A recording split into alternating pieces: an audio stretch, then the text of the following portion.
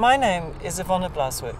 I'm director of the Whitechapel Gallery in London, and I'm here at the invitation of Neon for a major art project which will be sited here in the National Garden of Athens.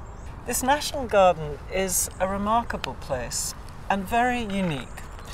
Unlike other parks in London or Europe or America, it's distinguished by having a series of islands, pathways that take us through a remarkable labyrinth. And in this garden we see a kind of meeting of the Orient and the Occident. We have flora and fauna here that are deciduous trees alongside palm trees. We have groves of citrus fruits.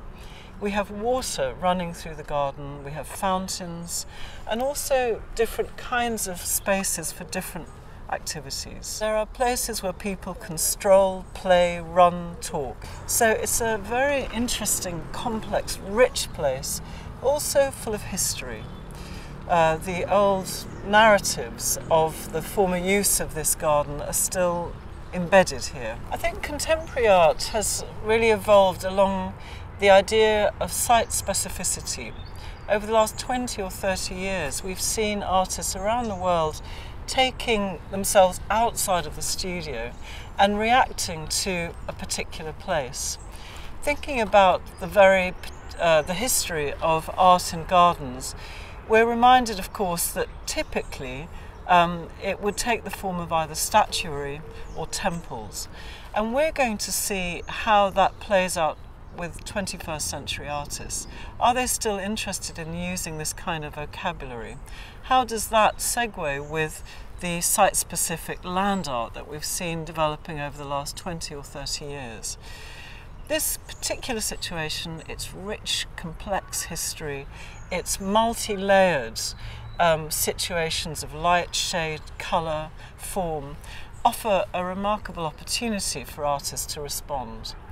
And we're going to invite artists who've already had a track record of working in outside situations to take the challenge of creating something specially for the garden, or bringing important works from around the world that will give a new perspective to the experience of walking around what is essentially a labyrinth. The artists will bring new perspectives, open new dimensions, offer a series of experiences, situations, characters that the whole public can enjoy.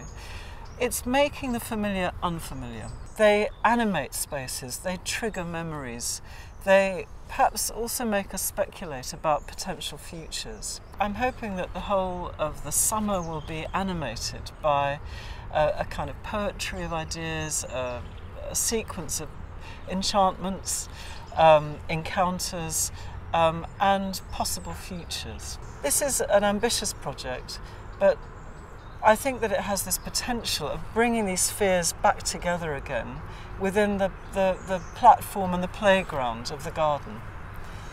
The garden is a metaphorical space.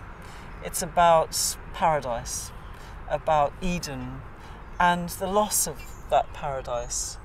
The concept of Arcadia is also central to literature, to theatre. All of these things are central to Greek culture. The cradle of Western civilization, the birth of drama, all of these things come to play when working in an arena such as this, a national garden. We believe it's something that will be accessible for everyone, for children, for adults, for professional art worlds, and for the uninitiated public. I think it's a remarkable opportunity for everybody who's involved, and I'm very, very excited about how the project will grow, and also creating relations between international artists and the great emerging and established talents here in Greece. What Neon is setting out to do is to create a framework for innovation, invention, creativity to flourish, for the kind of world of ideas, of poetry and discourse. For all of these conditions, you require an infrastructure, you require funding, you require a kind of vision. And what excites us about working with Neon is that that's the proposal. It's a place, it's offering an opportunity for the great creative minds of Greece and of Athens to find their path in the future, but crucially in relation with the public. The key word here, I think, is participation. This art project is a kind of gift to the people of Athens. It's free of charge, it's a wonderful opportunity for everybody to participate.